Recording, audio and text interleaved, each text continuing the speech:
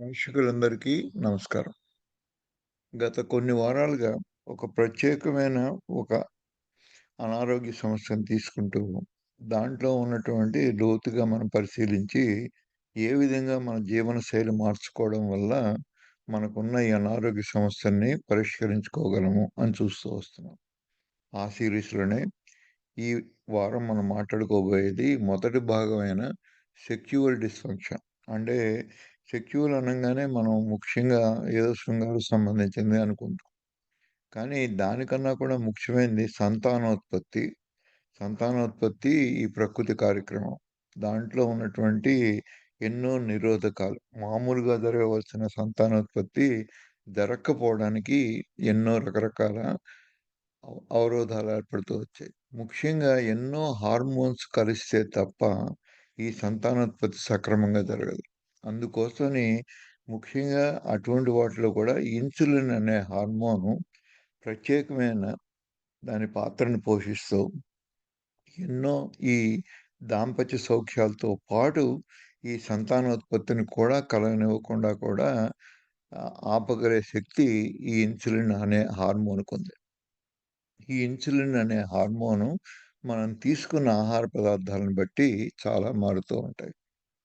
So, ఆ కార్యక్రమంలోనే మనం చూసినట్లయితే సెక్సువల్ డిస్‌ఫంక్షన్ అన్నది డిస్టర్బెన్సెస్ ఇన్ సెక్సువల్ డిజైర్ అంటే మనకుండేటువంటి శృంగార కోరికలు, అట్లాగే దాని చుట్టూ ఉన్నటువంటి ఎన్నో పరిస్థితులు, మన సామాజికంగా గానీ, మన సైకలాజికల్‌గా గానీ, మానసికంగా గానీ, ఇవన్నీ కూడా మనకున్నటువంటి పురుషుల్లోనూ, స్త్రీలలోనూ రెండిట్లోనూ ప్రభావితం చేసే అవకాశాలెన్నో ఉన్నాయి. వాటినే ఒక 4 ఇది టిపికల్ సైకిల్ అంటారు దీన్ని. ఎవరికైనా శృంగార సమస్యలు మొదలవ్వడానికి ముందు ఎక్సైట్‌మెంటు, దీనికి మెంటల్‌గా ప్రిపేర్ అవ్వడము, దానికి సంబంధించినటువంటి యాంబియన్స్ ఉండడం, ఇవన్నీ కూడా మనకి మెంటల్‌గా ప్రిపేర్ కాకపోతే ఈ కార్యక్రమాన్ని అసలు చేయలేరు. అట్లాగే ఎక్సైట్‌మెంట్ వచ్చిన తర్వాత ఒక రకమైన ఒక నిశ్చల పరిస్థితి ప్లాటూ అంటారు. ఈ నిశ్చల పరిస్థితి అన్నది కొంతసేపు ఉండి, తర్వాత భావసంతృప్తి ఆర్గాజం అన్నదాన్ని పొందిన తర్వాత సడెన్‌గా ఈ సైకిల్ పడిపోయి, ఈ రిజల్యూషన్ అంటారు. ఈ విధంగా ఈ సైకిల్ చాలా తక్కువ టైంలో చాలామందికి 2 నిమిషాల నుంచి 7 నిమిషాల్లో ఇవన్నీ జరిగిపోతూ ఉంటాయి.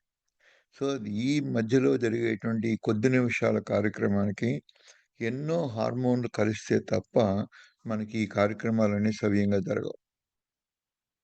సో, అటువంటి వాటిలోనే దీనన్నీ కలిపి ఒక కామన్‌గా ఒక గ్రూప్‌గా మనం చూసినట్టయితే వీటన్నిటిని కూడా సెక్సువల్ డిస్‌ఫంక్షన్ ఈ శృంగార సమస్యలతో పాటు సంతానోత్పత్తి ఇవన్నీ కలిపి ఇవి మానసిక ఆనందాన్ని, అలాగే ఎన్నో ఫిజికల్ కంఫర్ట్స్‌ని మనం కోరుకునేటువంటి జీవితంలో ఎన్నో వాటిలకి ఈ అవినాభావ సంబంధం ఉంది. దీనివల్ల చాలామంది మనకు చెప్పినా, చెప్పకపోయినా ముఖ్యంగా దీంట్లో ఉన్నటువంటి లోపం ఏంటంటే అందరూ కూడా కొంత సిగ్గుపడడం ఈ విషయాలు మాట్లాడడానికి.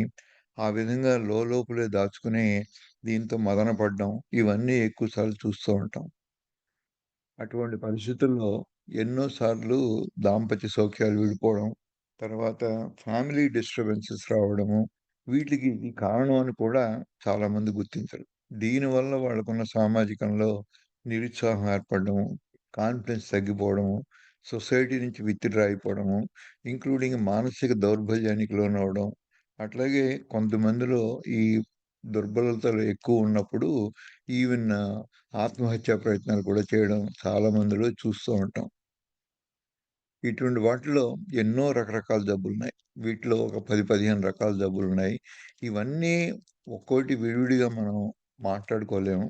అలాగే ఒక్కోదానికి కూడా ట్రీట్‌మెంట్‌లు వాళ్ళకున్న కండిషన్ బట్టి మారుతూ ఉంటాయి. వీటిలో ఉన్నటువంటి రిప్రజెంటేటివ్ అంటే ముఖ్యంగా 2 గ్రూపులుగా మనం గుర్తించి వీటిలో ఉంది పీసీఓఎస్ పాలిసిస్టిక్ ఓవేరియన్ సిండ్రోమ్ అని అంటారు. ఇది ముఖ్యంగా స్త్రీలలో కనపడుతుంది. అలాగే పురుషుల్లో కనపడే ఎరెక్టైల్ డిస్‌ఫంక్షన్. ఈ 2 అతి ముఖ్యమైనవి. మిగతావన్నీ కూడా చిన్న చిన్న ప్రభావాలు చూపిస్తూ ఉంటాయి.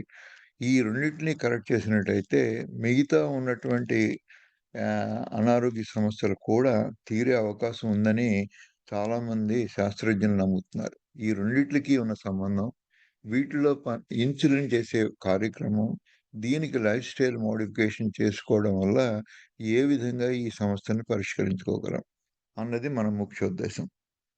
సో, అట్లాగే ఎప్పటిలాగే మనం తెలుసుకోవాల్సిందేంటంటే ఆరోగ్యానికి మందులు ఎలానో ఆహార విధానం కూడా ఒక మందులాంటిది.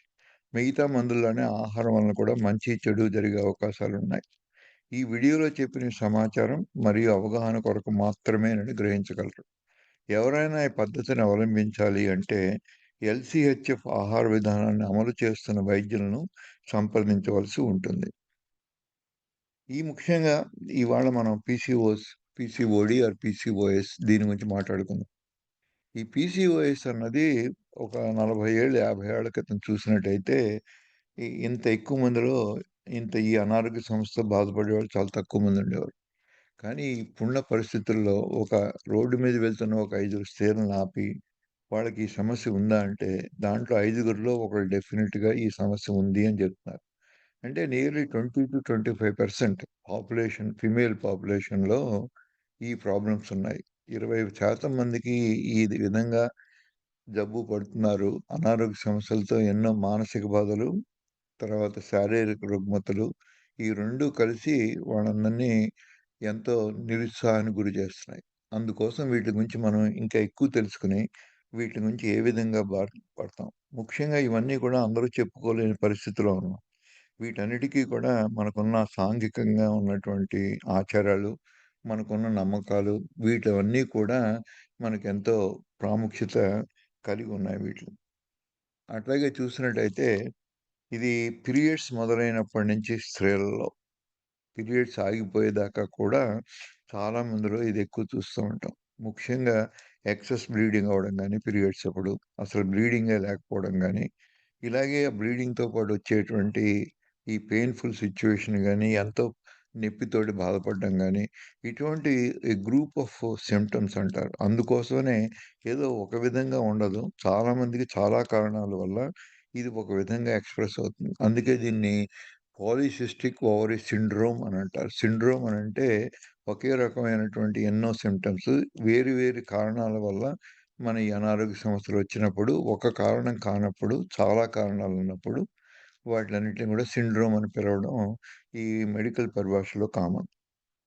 అటువంటి వాటిలో వీటన్నిటికీ కూడా ఎంత సిండ్రోమ్ అని చెప్పినా గానీ, కొన్ని కామన్ ఫీచర్స్ ఉన్నాయి. ఆ కామన్ ఫీచర్స్ మనం అర్థం చేసుకున్నప్పుడు, మనకి వీటన్నిటికీ ఓ పరిష్కారం కూడా ఓ కామన్ ఎజెండాతో మనం సాధించుకునే అవకాశం ఉంది అన్న ఆశాభావాన్ని వ్యక్తపరుస్తున్న చాలామంది సైంటిస్టులు, ఈ ఓవరీస్‌లో ప్రొడ్యూస్ చేసే హార్మోన్స్‌కి, ఈ రుగ్మతలకి చాలా దగ్గర సంబంధం ఉంది.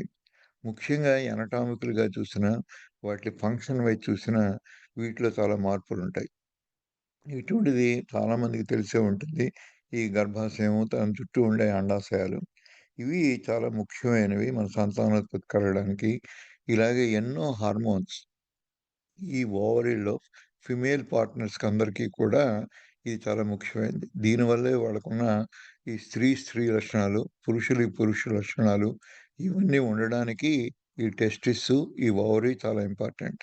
ఇటువంటి ఓవరీ నార్మల్‌గా కనపడేటువంటి స్ట్రక్చరు ముఖ్యంగా ఇది బయటికి కనపడదు. ఏదో అల్ట్రాసౌండ్ వాటిలో ఎగ్జామినేషన్‌లో తెలుస్తుంది మనకి. అలాగే వీటిలో జరిగే ఈ మార్పులు, వీటిలో ఉండేటువంటి చిన్న చిన్న సిస్ట్‌లు ఈ సిస్టుల్ని ఎన్ని ఎక్కువుంటే అన్ని అనారోగ్య సమస్యలు వస్తాయి అని చాలా కాలం నుంచి చాలామంది గుర్తించారు. కానీ ఇంతకు ముందాక ఈ ప్రాబ్లమ్ ఎక్కువ మందిలో చూసేవాళ్ళు కారు. ఈ మధ్య కాలంలో 20% స్త్రీలలో అందరికీ చూస్తున్నాం. అట్లాగే ఎప్పుడైతే ఇది మామూలుగా చేయవలసిన పనులు, మామూలుగా చేయవలసినటువంటి ఈ హార్మోన్ సెక్రీషన్స్ మంత్లీ కూడా చాలా డైనమిక్‌గా ఉంటుంది. పురుషుల్లో కన్నా కూడా స్త్రీలలో కంటిన్యూయస్‌గా ఈ హార్మోన్ ఇన్‌ఫ్లుయెన్స్ ఉండడం, ఈ పీరియడ్స్ రావడానికి, పీరియడ్స్ మధ్యలో ఉన్న టైంలోనూ ఈ హార్మోన్స్ పెరుగుదల, తగ్గుదల ఇవే స్త్రీలలో వచ్చేటువంటి ఈ పీరియడ్స్ అనే దానికి సింబాలిక్‌గా కనబడుతూ ఉంటాయి. దాన్నే మెన్‌స్ట్రుయల్ సైకిల్ అని అంటారు. ఈ మెన్‌స్ట్రుయల్ సైకిల్‌లో జరిగేటువంటి ఎన్నో మార్పులు శరీరంలో హార్మోన్స్ అవి ప్రత్యేకించి చాలామంది దాన్ని గుర్తించే అంత సిగ్నిఫికెంట్‌గా హార్మోన్‌లు మారుతాయి. అదే మేల్ పర్సనాలిటీస్‌లో ఉన్నప్పుడు ఈ హార్మోనల్ చేంజెస్ కొద్దిగా నిక్షిప్తంగాను, నిగూఢంగాను ఉండడం వల్ల అంత తొందరగా వాళ్ళు గుర్తించలేరు. స్త్రీలలో అయితే చాలా ప్రస్ఫుటంగా ఇవన్నీ కనపడుతూ ఉంటాయి. ముఖ్యంగా 28 రోజులు దాటంగానే ఈ పీరియడ్స్ అనేవి రావడం, ఈ రక్తస్రావం జరగడం, ఇది చాలా ఒక 10, 12 ఏళ్ల నుంచి మొదలుపెట్టి ఒక 50, 60 ఏళ్ళు వచ్చేలోపుగా ఎంతో మందికి ప్రతి నెల కూడా దీని నుంచి ఒకప్పుడు బాధనుకునేవారు. ఈ రోజుల్లో అంత బాధ కాదు. ఇదంతా ప్రకృతికి సంబంధించింది కాబట్టి, దీన్ని ఉన్న కొన్ని కష్టాలు ఏ విధంగా దీన్ని అర్థం చేసుకొని, మనం మేనేజ్ చేసుకుంటే దీన్ని ఒక బాధగా కాకుండా, ఏదో ఒక అసౌకర్యంగా కాకుండా, దీన్ని మనం నియంత్రించుకోవచ్చు అన్న భావజాలం ఈ మధ్య కాలంలో చాలా పెరిగింది. ఈ విధంగా మీరు పాలిసిస్టిక్ ఓవరీస్ ఈ చిన్న సిస్టులన్నవి ఇవి ఎన్నెక్కువుంటే అంత ఈ సమస్య తీవ్రంగా ఉంటుంది. వీటిలికున్నటువంటి మామూలు ఓవరీలు ఇవేమి ఉండవు. ఉన్న 1, 2 ఉంటాయి. ఆ 1, 2 పీరియడ్స్ అప్పుడు అవి మళ్ళీ తగ్గిపోయి మళ్ళీ మామూలు పరిస్థితికొస్తుంది. కానీ కొద్దిమందికి పీరియడ్స్ అయిపోయిన తర్వాత కూడా మామూలు స్థితికి రాకుండా ఇవన్నీ ఈ సిస్ట్ రూపంలోనే మిగిలిపోవడానికి ముఖ్యమైన కారణం వాళ్ళలో జరిగేటువంటి ఈ హార్మోన్‌లో మార్పులు. అందుకోసం దీన్ని డైరెక్ట్‌గా మనం ఉన్నది అనారోగ్య సమస్యని దీని ప్రకారమే గుర్తించి, దీన్ని ఎలా తగ్గించాలి అన్నది ఒకప్పుడు మనం ఆలోచించి, వీటి కోసం ఆపరేషన్‌లు కూడా చేసి, వెడ్జ్ రిసెక్షన్‌లని ఇటువంటివన్నీ తీసేయడము, ఇటువంటివెన్నో జరిగాయి. కానీ ఈ మధ్య కాలంలో మనకిప్పుడు అర్థమైందేంటంటే, ఈ సిస్టుల వల్ల కాదు మనకున్న ప్రాబ్లమ్ అంతా. దీంట్లో జరుగుతున్న హార్మోనల్ చేంజెస్. దీనివల్ల ఎక్కువ నష్టాలు కలిగున్నాయి. అందుకోసం ఆ హార్మోన్స్‌ని మార్చితే తప్ప మనకు వీలు పడదు. ఇవన్నీ కూడా వీటన్నిటికి కూడా మనకేంటి సమాజంలో వీటి గురించి మాట్లాడడానికి అంత స్వేచ్ఛ లేదు. దీన్ని మాట్లాడడమే ఒక తప్పుగా మనం భావించి చాలామంది దీన్ని నిగూఢంగా ఉంచుకుని దీంతో సఫర్ అవ్వడమే తప్ప ఎవరు కూడా బయటికి వ్యక్తపరచలేని పరిస్థితుల్లో కొద్దిమంది సెలబ్రిటీస్ సాహసం చేసి, ఇవి మాలాంటి వాళ్ళకి కూడా ఈ ప్రాబ్లమ్ ఉంది. దీని గురించి మనం బాహాటంగా మాట్లాడి, డిస్కస్ చేసి, దీనికి సరైన సహాయం పొందితే తప్ప, మనకి దీనికి పరిష్కారం లేదు అన్న ఎంతోమంది ఇవన్నీ బయటకొచ్చాం. వీటి గురించి మనం ఎంత తెలుసుకుంటే అంత మంచిది. అన్నదానికి ఇటువంటి సెలబ్రిటీస్ అందరూ కూడా ఒకప్పుడు సఫర్ అయిన వాళ్ళే వీళ్ళు. వీళ్ళు దీన్ని తగ్గించుకొని ఎంతోమంది స్త్రీలకి ఇవన్నీ చెప్పడానికి సహాయపడుతున్నారు. అట్లాగే ఇంకా ఎంతోమంది ఈ ఈ హాలీవుడ్‌లోను, బాలీవుడ్‌లోను ఎంతోమంది ఈ సెలబ్రిటీస్ అందరూ ఈ స్టిగ్మాని తొలగించడానికి ఎంతో ప్రయత్నం చేస్తున్నారు. ముఖ్యంగా ఇటువంటివన్నీ కూడా ఈ పీరియడ్స్ గురించి డిస్కస్ చేసి, దాంట్లో ఉన్న ప్రాబ్లమ్స్ అన్నిటిని కూడా ఏదో అవమానకరంగా చూడడం కన్నా, దాని గురించి ఉన్న ఇది ఆరోగ్య సమస్య అని గుర్తించి, ఈ ఆరోగ్య సమస్యని ఏ విధంగా పరిష్కరించుకోవాలి అన్న దాంట్లో వీరందరి సహాయం ఎంతో ఉంది. వీటిలో ఉన్నది ముఖ్యంగా మనం తెలుసుకోవాల్సిందంటే ఓవరీస్ అన్న దాంట్లో. అలాగే మనకొచ్చేటువంటి పీరియడ్స్ నెలసరి అంటాము. ఆ నెలసరిలో ఉండేటువంటి ఇర్రెగ్యులారిటీస్ అంటే దాంట్లో ఉన్న ఎన్నో ఆహ్, మీన్ రెగ్యులర్‌గా 28 రోజులకి రాకపోవడం. ఇది ముఖ్యంగా ఎక్స్‌ప్రెస్ అయ్యేటువంటి ఈ జబ్బు. దీంతో పాటు ఇంకా ఎన్నో అదర్ సమస్యలు. స్థూలకాయం, అలాగే మొహం మీద మొటిమలు రావడం, అట్లాగే ఎంతో రకమైన అవాంఛనీయమైన రోమాలు ఇవన్నీ కూడా ఈ జబ్బుతో పాటు కలిసి ఉండడం.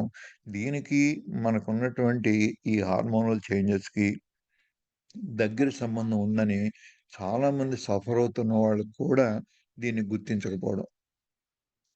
అలాగే ఎప్పుడైతే మీకు వీటి గురించి మనం తెలుసుకోవాల్సిందేంటంటే, ఇది ముఖ్యంగా నాట్ ఓన్లీ మనకున్నటువంటి పీరియడ్స్‌లోనే ఒక్క ప్రాబ్లమ్ కాకుండా, దీంతో పాటు వచ్చేటువంటి టైప్ 2 డయాబెటిసు, అలాగే దీంతో పాటు పెరిగే మనకున్న ఈ గుండె జబ్బులు, అట్లాగే స్లీప్ ఎప్నియా నిద్ర యొక్క పరిస్థితులు మారడం, అలాగే నాన్ ఆల్కహాలిక్ ఫ్యాటీ లివర్ లాంటివి, depression, psychological feelings, anxiety, worry ఇటువంటివి ఎన్నో కూడా జతకూడి ఇవన్నీ కూడా మొత్తం శారీరకంగానే అసౌకర్యాన్ని కలిగించే అవకాశం ఎంతో ఉంది. అలాగే వీట్లికి మనకున్నటువంటి ఈ పీరియడ్స్‌కి ఉన్న సంబంధం, తర్వాత ఎటువంటి హార్మోన్స్ మారితే ఇటువంటి రుగ్మతలన్నీ వస్తున్నాయి అని తెలుసుకోవడం అన్నది ముందు ఫస్ట్ స్టెప్. ఆ తర్వాత మనం వీటన్నిటి గురించి ఆలోచించుకోవచ్చు. అటువంటి వాటిల్లో మనకు తెలియవలసిందంటే మెన్స్ట్రుయల్ ఇర్రెగ్యులారిటీ. ఇది ప్రతి నెల ఎంత గుర్తించినా, గుర్తించకపోయినా చాలామందికి ఈ 28 రోజులకొచ్చిందా? 35 రోజులకొచ్చిందా? అసలు రాలేదా ఈ నెల?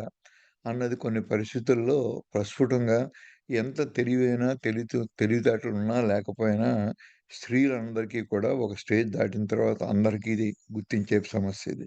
సో, అందుకోసం మొట్టమొదటిసారిగా మనం గుర్తించవలసింది ఈ నెలసరి సరిగ్గా ఉందా లేదా? దాంట్లో ఉన్న అవకతవకలు మనకు హార్మోన్‌కి దగ్గర సంబంధం ఉన్నాయని మన అటెన్షన్‌ని డ్రా చేస్తాయి. అట్లాగే దీనివల్ల వచ్చే కొన్ని మిగతా హార్మోన్స్ మార్పిడి వల్ల ఈ ఉన్నటువంటి యాక్నే, అలాగే ఈ అవాంఛిత రోమాలు, గడ్డాలు పెరగడం, అలాగే ఫిమేల్ పర్సన్‌లో ఎలోపేషియా అంటారు దీన్ని. అంటే మేల్ బాల్డ్‌నెస్. మామూలుగా స్త్రీలకి ఈ జుట్టంతా తల మీద చాలా ఎక్కువుంటుంది. చాలా కాలం వాళ్ళకి మెనోపాజ్ వచ్చేదాకా కూడా ఈ హార్మోన్ ప్రభావం వల్ల ఒత్తైన జుట్టు ఉండడం చాలా ముఖ్యమైనది. అది వాళ్ళ అందగానికి కూడా కారణం. కానీ ఈ చిన్న లోపం వల్ల, ఈ హార్మోన్‌ల తేడా వల్ల చాలామందికి జుట్టు ఊడిపోవడంతో మొదలుపెట్టి, ఆఖరికి బట్టలు రావడం కూడా మనం గమనిస్తాం. వీటన్నిటికి కూడా మూల కారణం మనం అనుకునేది ఈ పాలిసిస్టిక్ ఓవరీ సిండ్రోమ్. దీంట్లో ఉన్నటువంటి సిస్ట్‌లు ఎన్ని ఎక్కువుంటే, ఈ ఓవరీస్‌లో నార్మల్‌గా సిస్ట్‌లనేవి ఉండకూడదు. అటువంటివి గనుక ఏర్పడినట్టయితే, అది కూడా ఈ హార్మోనల్ చేంజెసే. దానివల్ల ఇవన్నీ జరుగుతున్నాయని కాదు. వాళ్ళలో ఉన్నటువంటి హార్మోన్ చేంజెస్ వల్ల ఇక్కడ కూడా ఓవరీస్‌లో కూడా చేంజ్ జరుగుతాయి. ఇది ఎఫెక్ట్ గాని కాజ్ కాదు. అట్లాగే దీంతో పాటు ఈ సమస్యలతో పాటు మిగతా హార్మోన్స్ మారడం వల్ల వీళ్ళందరికీ స్థూలకాయం కూడా దీంతో పాటొస్తుంది. స్థూలకాయం వల్ల ఈ పాలిసిస్టిక్ ఓవరీ సిండ్రోమ్ వచ్చిందా? పాలిసిస్టిక్ ఓవరీ సిండ్రోమ్ వల్ల స్థూలకాయం వచ్చిందా? అన్నది కొన్ని కాంట్రోవర్సీస్ ఉన్నా గానీ, మనందరికీ ఈ రోజుల్లో ఇప్పుడు అర్థమైందంటే ఏ కారణాల వల్లైతే ఈ సిస్ట్స్ ఏర్పడుతున్నాయో, అవే కారణాలు మనకి స్థూలకాయాన్ని కలుగజేయడానికి, అవే కారణాలు డయాబెటిస్ రావడానికి, అవే కారణాలు గుండె జబ్బులు రావడానికి ముఖ్యమైన కారణాలుగా మనం గుర్తించి, వీటన్నిటిని కూడా కలిపి ఒకే విధంగా మనం ఈ సమస్యలను పరిష్కరించుకోవడానికి ప్రయత్నం చేద్దాం. అటువంటి వాటిలోనే మనం చూసినట్టయితే పీసీఓసీ అన్నది ఒక్కటే ఎగ్జిబిట్ కాదు. కానీ చిన్న వయసులో మిగతా మన ఆర్గన్స్‌కి ఉన్నటువంటి రిజర్వ్ కెపాసిటీని బట్టి ఇవంత తొందరగా ఎక్స్‌ప్రెస్ కావు. ఇది అన్నీ ఎక్స్‌ప్రెస్ అవ్వడానికి కొన్ని ఏళ్ళు పడుతుంది. అలా ముఖ్యంగా గుండె జబ్బులు రావడానికి వెంటనే వయసులో ఉన్న టీనేజ్ గ్రూప్‌లో ఇవి ప్రాబ్లమ్స్ స్టార్ట్ అయినా వీళ్ళందరికీ కూడా 30, 40 ఏళ్ళు పోతే గాని ఈ గుండె జబ్బుల రూపంలో బయటపడతారు. అలాగే డిప్రెషన్, యాంగ్జైటీ ఎన్నో కారణాలుంటాయి. వాటికన్నీ కూడా మనం వేరే కారణాలుగా మనం గుర్తిస్తాం గానీ, మనకి ఈ జబ్బు వల్ల వచ్చినటువంటి హార్మోనల్ చేంజెస్ వల్ల మనకి ఈ మానసిక వ్యాధులు, మానసిక డిప్రెషన్‌లు, యాంగ్జైటీ జరుగుతున్నాయి అన్న కాన్సంట్రేషన్ చాలా తక్కువ మందికుంటుంది. అట్లాగే నిద్ర ఎంత బాగా నిద్రపోతున్నాం, దాంట్లో గురకొస్తుందా? లేకపోతే గురక లేకపోయినా మధ్య మధ్యలో నిద్ర డిస్టర్బెన్స్ వస్తుందా? లేచి కూర్చోవాల్సొస్తుందా? ఇలా ఎన్నో సమస్యలు నిద్రలేమి కారణంగా ఉత్పన్నమవుతాయి. ఆ ఉత్పన్నమైన ఈ నిద్రతో కూడిన సమస్యల్ని ఈ పీసీఓడీకి దగ్గర సంబంధం ఉందని చాలా తక్కువ మంది గుర్తిస్తారు.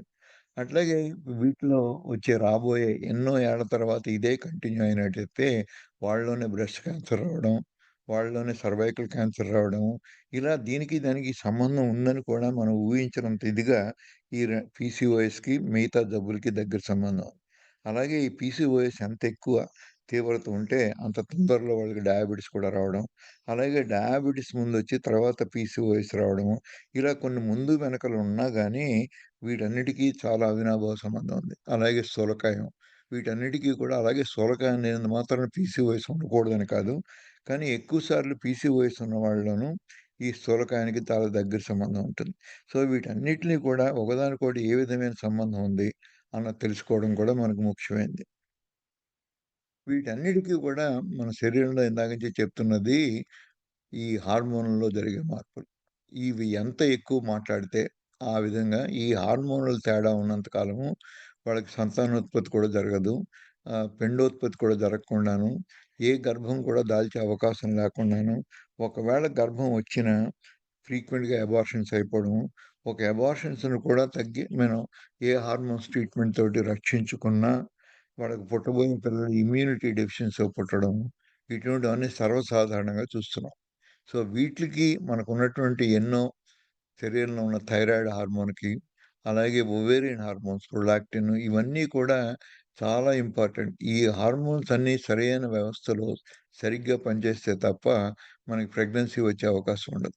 సో, అందుకోసం ఎవరికైతే సరైన టైంలో ఒక కంటిన్యూయస్‌గా ఈ సెక్సువల్ రిలేషన్‌లో పార్టిసిపేట్ చేస్తున్నా, ఏ ప్రొటెక్టివ్ మెథడ్స్ తీసుకోకుండా ప్రెగ్నెన్సీ అనేది రాకపోయిన పక్షంలో వీళ్ళందరూ కూడా సీరియస్‌గా మనం ఆలోచించవలసిన అవసరం ఈ పీసీఓఎస్ ఉందని.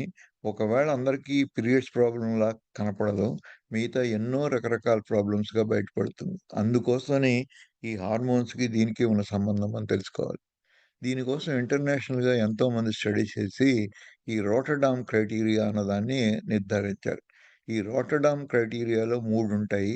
ఈ మూడిట్లో ఏ 2 ఉన్నా గాని, ఈ స్ ఈ జబ్బుకి సంబంధించింది డయాగ్నోస్టిక్‌గా పరిగణించి, దీని గురించి లోతుగా వాళ్ళకింకా పరీక్షలు చేసుకొని, మిగతా ఉన్నటువంటి లోపాలన్నీ హార్మోన్ యొక్క లోపాలన్నిటి సరిదిద్దుకోకపోతే, ఈ చిన్న చిన్న ప్రాబ్లమ్స్‌గా కనపడే పీరియడ్స్ గాని, ఈ చిన్న చిన్న ప్రాబ్లమ్‌గా కనబడే ఈ అన్‌వాంటెడ్ హెయిర్ గాని అవన్నీ జరగవు.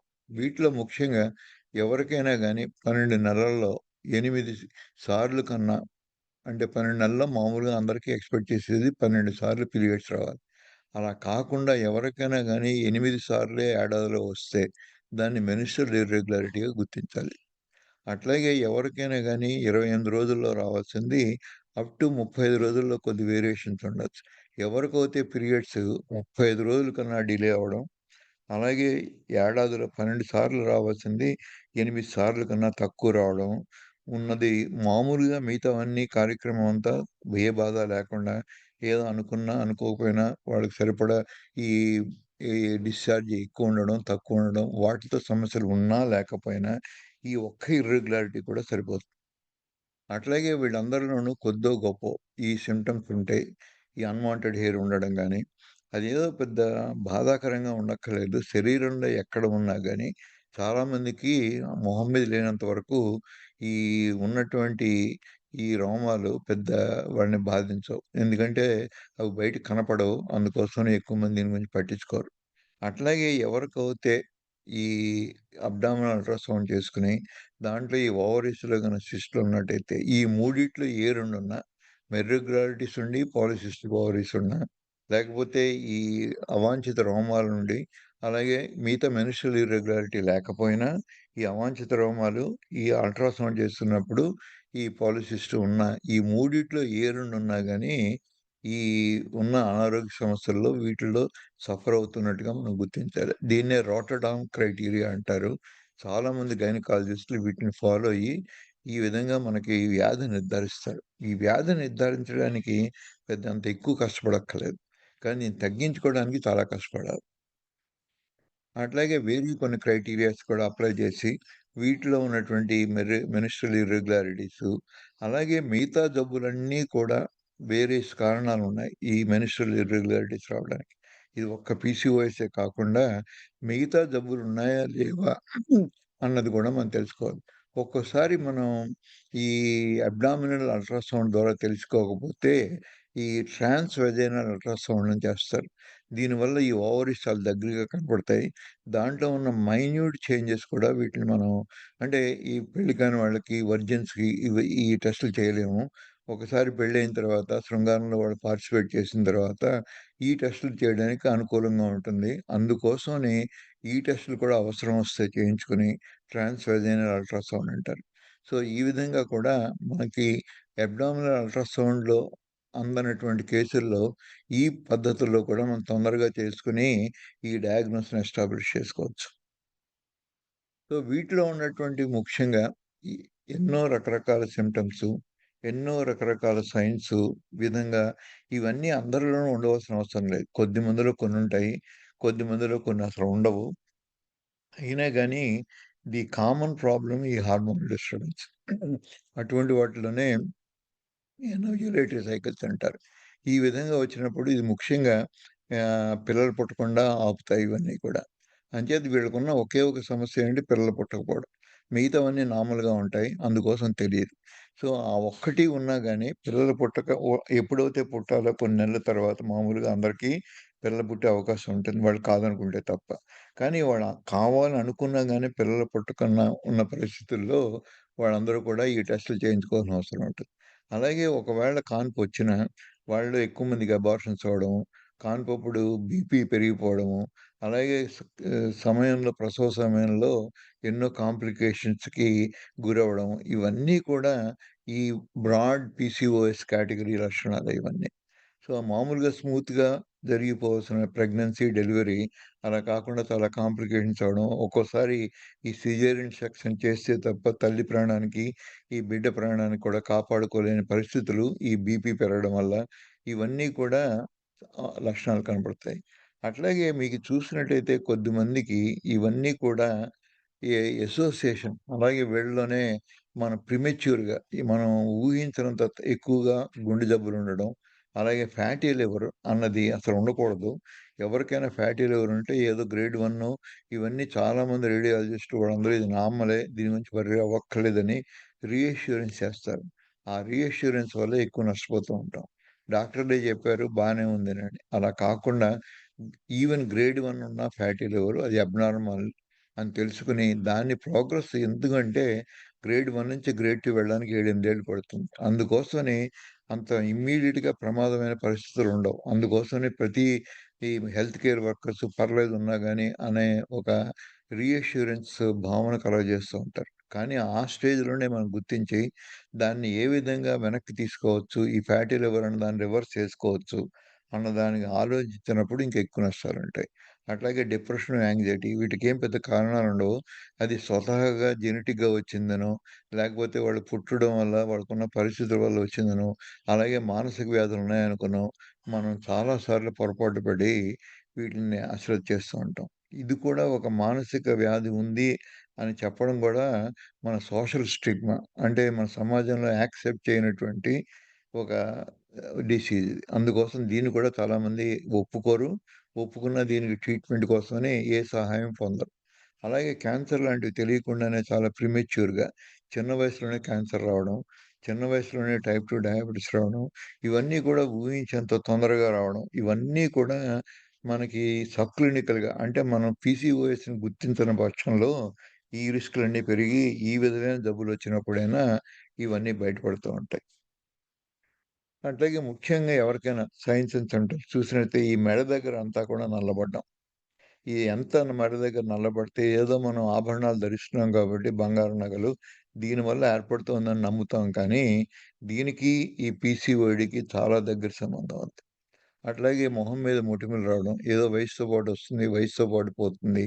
అలాగే అవాంఛిత రోమాలు రావడం, అలాగే ఈ బట్టతల మధ్యలో ఈ ఈ పాపిడి భాగంలోను, అలాగే ముందు భాగంలో తలకి భాగంలో స్త్రీలలో ఈ బట్టతల రాకూడదు. అటువంటిది జుట్టు ఊడిపోవడం ఈ ప్రాంతాల్లో.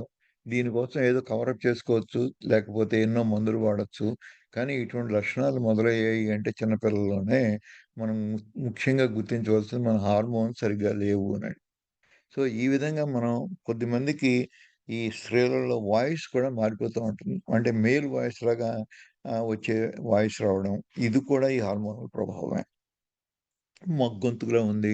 ఏంటిది ఆడ గొంతుకులా లేదు అనే భావన కలిగింది అంటే ఈ పీసీఓఎస్ ఉన్నట్టే లెక్క. అట్లాగే మీరు క్లోజప్‌లో చూస్తే ఎంతోమంది సఫర్ అవుతూ ఉంటారు.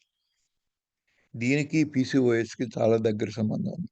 ఎంతోమంది సెలబ్రిటీస్ వీటన్నీ ఇండివిడ్యువల్‌గా ఈ లేజర్ ట్రీట్‌మెంట్ అని మొటిమలు తగ్గించుకోవడానికి ఈ స్కిన్ డెర్మటాలజిస్ట్‌లు, బ్యూటీషియన్ దగ్గరికి వెళ్లి ఈ ప్రాబ్లమ్స్‌ని ఏ విధంగా సాల్వ్ చేసుకోవాలని దీని ఒక్కదాని గురించి ఆలోచించి దీనికి చేసే ప్రయత్నాలన్నీ పూర్తిగా ఫలించవు.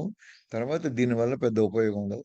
శరీరంలో అంతర్భాగంలో జరిగే హార్మోన్స్‌ని మనం పట్టించుకోకుండా బాహ్యంగా కనబడే 1, 2 పింపుల్స్‌ని మనం అడ్రెస్ చేసి వీటిని సర్జరీ ద్వారానో, లేతే లేజర్ ట్రీట్‌మెంట్ ద్వారానో, లేక దీనికోసం స్పెషల్‌గా ఉపయోగించే కొన్ని క్రీముల ద్వారానో వీటిని కప్పిపుచ్చుకొని ఏదో తాత్కాలిక ఉపశమనం పొందిన మన శరీరంలో జరిగే మిగతా మార్పుల్ని మనం గుర్తించకపోతే ఎక్కువ నష్టపోతాం.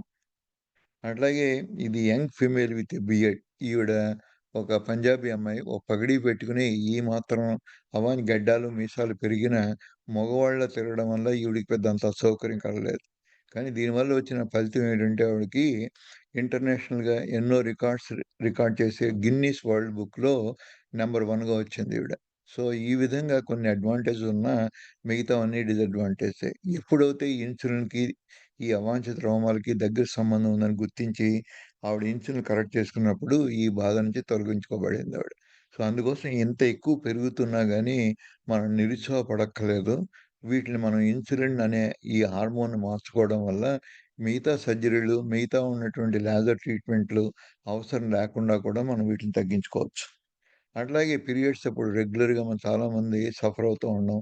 ఆ 3 నెలలు ఏ పనులు చేయలేకపోవడం, ఇంట్లోనే పడుకోవడం, ఆఫీస్‌కి వెళ్ళలేకపోవడం, వెళ్ళినా చాలా అసౌకర్యంగా ఉండడం, తర్వాత వాటిలతో పాటు వచ్చేటువంటి anxiety, depression, pre menstrual tension అంటారు. ఇది 2 రోజుల ముందే మొదలవుతుంది. సో, ఈ విధంగా ఎన్నో రకరకాల బాధలు పడుతూ ఇదంతా కామనే, ఇదంతా లేడీస్‌లో ఈ మాత్రం తప్పదు అని ఒక ఇంట్లో పెద్దవాళ్ళు చెప్పడం, ఇవన్నీ కూడా ఒక తప్పుడు అవగాహన కలగజేసి ఇదొక శాపంలా వాళ్ళు గుర్తించి ఈ పీరియడ్స్ అసలు రాకపోతేనే మంచిది. అందుకోసమని ఏ మందులు వాడినా, ఏ హార్మోన్స్ వాడినా ఈ ఓరల్ కాంట్రాసెప్టివ్స్ అనే పిల్స్ వాడడం నేర్చుకుంటారు వీళ్ళు. అలా నేర్చుకోవడం వల్ల వచ్చే ఇంకా అసౌకర్యాలు ఎక్కువ గానీ, దానివల్ల ఉపశమనం తక్కువ. అలాగే చూసినట్టయితే ముఖ్యంగా ఈ మెడ భాగంలో ఎంత నల్లగా ఉంటే, అందరికీ ఇంత ప్రామినెంట్‌గా కనపడకపోవచ్చు. ఈవెన్ పొరల్లో నల్లగా కనపడడం. అలాగే వేళ్ళ దగ్గర మీరు చూసినట్టయితే ఇటువంటి నల్లగా కనపడుతూ ఉంటాయి జాయింట్స్ దగ్గర. ఎక్కడైతే స్కిన్ ఫోల్డ్స్ ఉంటాయో, ఎక్కడైతే ముడతలుంటాయో, ఆ ముడతల్లో ముఖ్యంగా ఈ నల్లబడడం. ఈవెన్ నల్లవాళ్ళకి కూడా మనం గుర్తించేంతగా ఈ తేడా కనపడుతుంది. ఈ పక్కన చర్మానికి, ఈ జాయింట్స్ మీద ఉన్న చర్మానికి క్లోజ్‌గా అబ్జర్వ్ చేస్తే మీరు గుర్తించగలుగుతారు. ఇలాగ వేళ్ళ ముందు, ఈ గోళ్ళ ముందు ఇవన్నీ కూడా ఈ జబ్బు లక్షణాలే. ఏదో మా ఇంట్లో మా అమ్మమ్మకుంది, మా తాతయ్యకుంది అని సరిపెట్టుకోకుండా, ఇటువంటి మార్పులు జరిగినప్పుడు వెంటనే మీరు గుర్తించి, ముఖ్యంగా స్త్రీలలో టీనేజ్ పీరియడ్స్‌లో దీంతో పాటు ఏమాత్రం మీకు మెన్‌స్ట్రువల్ ఇర్రెగ్యులారిటీస్ ఉన్నా, దాంట్లో డిఫికల్టీస్ ఉన్నా, అలాగే ఈ మెడ దగ్గర ఇటువంటి నల్లబడిన, ఈ 2 కూడా మనకు ముఖ్యమైన సూచనలు. చాలా ఎర్లీగా అసలు మిగతా ప్రాబ్లమ్స్ మొదలెట్టక ముందే కూడా మనకి ఇవన్నీ కూడా మొదలుపెట్టే అవకాశం ఉంది. ఆ స్టేజ్‌లోనే మనం వీటిని సంప్రదించి దీని గురించి తెలిసిన డాక్టర్‌లకి దీనికేదో ఆయింట్‌మెంట్ రాసుకోవడం, లేజర్ ట్రీట్‌మెంట్ చేసుకోవడం వల్ల ఎక్కువ ఉపయోగం ఉండదు. అది ముఖ్యంగా మనం గమనించవలసింది. సో, ఇవన్నీ కూడా ఎవరికైతే ఈ ఉన్నటువంటి మేల్ హార్మోన్ అంటే హైపర్ ఆండ్రోజెనిజం అంటారు. అంటే ఆడవాళ్ళలో ఈ రోమాలు రావడం, ఆడవాళ్ళలో మగ గొంతుగా ఉండడం, ఈ లక్షణాలన్నీ కూడా అలాగే వాళ్ళకి డెవలప్ అయ్యేటువంటి బ్రెస్టు, బటక్సు ఇటువంటివి సెకండరీ సెక్సువల్ డెవలప్‌మెంట్ అంటారు. స్త్రీలలో వయసు పెరుగుతున్న కొద్దీ అవన్నీ పెరగాలి. అవన్నీ పెరగకుండా వాళ్ళకి కావాల్సిన డెవలప్‌మెంట్ బ్రెస్ట్ డెవలప్‌మెంట్ కూడా జరగకుండా ఈ హార్మోన్స్ అడ్డుపడుతూ ఉంటాయి. దీనికోసమని మానసికంగా ఎంతో చింతించి, వాళ్ళకున్న ఆకృతి అంతా బాగోలేదని బాధపడడం కన్నా, ఈ హార్మోన్స్ ఎలా ఉన్నాయి? అది ముఖ్యంగా ఇటువంటివి ఎంత తేడా ఉన్నాయి? వాటిని ఏ విధంగా మనం కరెక్ట్ చేసుకోవచ్చు? అన్నది గుర్తించినప్పుడు మనకి కొన్ని కష్టాలు తగ్గుతాయి. వీటిలో ఉన్నటువంటి చాలా రకరకాల ఇవన్నీ మామూలు వాళ్ళందరికీ అవసరం లేదు. టైప్ 1 అని ఇట్లాగే ఏ విధంగా మనం గుర్తిస్తామో వీటన్నిటిని కూడా పిల్స్ వాడడం వల్ల వచ్చేటువంటి పీసీఓఎస్ ఏదో ఓరల్ కాంట్రాసెప్ట్స్ కోసమని మొదలుపెట్టి ఈ ప్రెగ్నెన్సీని అవాయిడ్ చేద్దామని అప్పుడు మొదలెట్టిన ఈ ఓరల్ కాంట్రాసెప్టివ్స్ కూడా ఈ హార్మోన్ డిస్టర్బెన్స్ వల్ల ఈ పిల్స్ వాడిన తర్వాత కూడా చాలా మందిలో ఈ పీసీఓఎస్ అంతకుముందుగా లేనిది అప్పుడు ఏర్పడే అవకాశం ఉంది. అలాగే కొన్ని కొన్ని రకాల జబ్బులొచ్చినప్పుడు ఈ ఓవేరియన్ సింప్టమ్స్ అన్నీ కూడా బయటపడే అవకాశం ఉంటుంది. అట్లాగే ఎన్నో రకరకాల మిగతా హార్మోన్స్ శరీరంలో అడ్రినల్ గ్లాండు, థైరాయిడ్ గ్లాండు వాటిలతో ఉండేటువంటి ఎన్నో హార్మోన్స్ అవకతవకలు కూడా ఈ పీసీఓఎస్‌గా అది బయటికి పడతాయి. సో, ఇదంతా కూడా మనం ఎన్నో పరీక్షలు చేసుకొని when there is a difficult diagnosis డైరెక్ట్‌గా పీసీఓఎస్ కాదు అనుకున్నప్పుడు ఈ టెస్ట్‌లన్నీ కూడా చేయవలసొస్తుంది. అట్లాగే మనం చూసినట్టయితే కాంపెన్సేటరీ హైపర్ ఇన్సులినిమియా. ముఖ్యంగా మనందరికీ తెలియవలసిందేంటంటే, ఈ ఇన్సులిన్ అన్నది ఎంత ఎక్కువుంది అన్నదాన్ని బట్టే, ఈ పీసీఓఎస్ అనేది డిసైడ్ అవుతుంది. ఇది ప్రిన్సిపల్ హార్మోను. ఆల్మోస్ట్ ఇది మనం తెలుసుకోవాల్సిందంటే మాస్టర్ హార్మోన్. ఉన్న అన్ని హార్మోన్‌లకి ఈ ఇన్సులిన్ అనేది మిగతా హార్మోన్స్‌ని డైరెక్ట్ చేస్తుంది. ఏ విధమైన పరిస్థితుల్లో, ఏ విధంగా ఎంత ప్రొడ్యూస్ చేయాలి మిగతా బాడీ అంతా. ఉన్న మన ఎనర్జీని ఏ విధంగా వాడుకోవాలి అన్నది ఇన్సులిన్ అనేది ఏదో బ్లడ్ షుగర్‌ని తగ్గించడం కాకుండా, మిగతా హార్మోన్ ప్రొడ్యూస్ చేసే గ్లాండ్స్ మీద దాని ప్రభావం ఎక్కువుంటుంది. అలాగే ఈ సెక్స్ హార్మోన్స్ కానీ ఓవరీస్ దగ్గర నుంచి రిలీజ్ అయిన తర్వాత ఒక్కోసారి ఎక్కువైనా, తక్కువైనా వీటిని కంట్రోల్ చేసేది లివర్. ఈ లివర్‌లో పర్టిక్యులర్‌లీ serum binding the sex hormone binding globulin అనేది ఒక ఎస్‌హెచ్‌బీవి. దీన్ని గనక ఎక్కువ తక్కువలుంటే కూడా ఈ హార్మోనల్ చేంజెస్ దీన్ని కూడా ఇన్‌ఫ్లూయెన్స్ చేసేది ఈ సెక్స్ బైండింగ్ హార్మోన్ అనే దాన్ని కూడా కంట్రోల్ చేసేది ఇన్సులినే. సో, ఆ విధంగా ఎన్నో రుగ్మతలు మనకి డైరెక్ట్‌గాను, ఇండైరెక్ట్‌గాను ఇన్సులిన్‌లో ఉన్న తేడాలు ఈ విధంగా మనకి ప్రస్ఫుటంగా ఈ పీరియడ్స్ మీద ప్రభావం చూపిస్తాయి. సో, అందుకోసం మనం తెలుసుకోవాల్సిందేంటంటే ఇవన్నీ పెరిఫెరల్ మెకానిజమ్స్. ఏదో ఒక్క మెకానిజం వల్ల మనకి ఈ జబ్బు లక్షణాలు రావట్లేదు. Multi factors. కానీ వీటిలో కొన్ని ముఖ్యమైనవున్నాయి. దాంట్లో మనం తెలుసుకోవాల్సింది మనకున్న ఇన్సులిన్ రెసిస్టెన్స్. ఇది ఎన్నో విధాలుగా మన కిడ్నీ మీద, మన లివర్ మీద, మన బ్రెయిన్ మీద ఈ విధంగా ఎన్నో అవయవాల మీద ప్రభావాన్ని చూపించే ఇన్సులిన్ గురించి ఎంత తెలుసుకొని, దాన్ని మార్పులను మనం చేసుకున్నట్టయితే, ఈ రుగ్మతలన్నిటిని కూడా మనం ఒకే పద్ధతులు ఈ ఆహార మార్పులు, జీవనశైలిలో మార్పులు చేసుకొని, వీటన్నిటిని కూడా మనం తగ్గించుకోవచ్చు. దీనికి ఇన్సులిన్ రెసిస్టెన్స్‌కి, ఈ పాలిసిస్టిక్ ఓవరీ సిండ్రోమ్‌కి చాలా అవినాభావ సంబంధం. ఒకటి రెండో దాని మీద ప్రభావితం చూపిస్తుంది. అలాగే ఇన్సులిన్ ప్రభావం వల్ల ఈ పీసీఓఎస్ డెవలప్ అవుతుంది. అందుకోసం దీన్ని ఈ సైకిల్‌ని బ్రేక్ చేయాలంటే, మనకి అందుబాటులో ఉంది, వీలుగా ఉన్నది ఇన్సులిన్ రెసిస్టెన్స్‌ని మార్చుకోవడం. ఆ విధంగా ఇన్సులిన్ మార్చుకున్నట్టయితే ఈ సైకిల్‌ని బ్రేక్ చేసి, మనం ఈ అవలక్షణాలు ఏదైతే ఈ ఓవరీస్‌లో ఉన్న హార్మోన్స్ ఎక్కువ, తక్కువని మనం ఈజీగా ఇన్సులిన్ మార్చుకోవడం వల్ల వీటిని కూడా మార్చుకోవచ్చు. సో, ఆ విధంగా మనకు తెలియవలసిందేంటి ఇన్సులిన్ ఈజ్ సో ఇంపార్టెంట్. ఇన్సులిన్‌లో ఉన్నటువంటి ఇన్సులిన్ రెసిస్టెన్సు, ఇన్సులిన్ సెన్సిటివిటీ ఈ 2 కూడా మనకున్నటువంటి సెక్సువల్ డిస్‌ఫంక్షన్‌ని ఎంతో ప్రభావితం చేస్తాయి.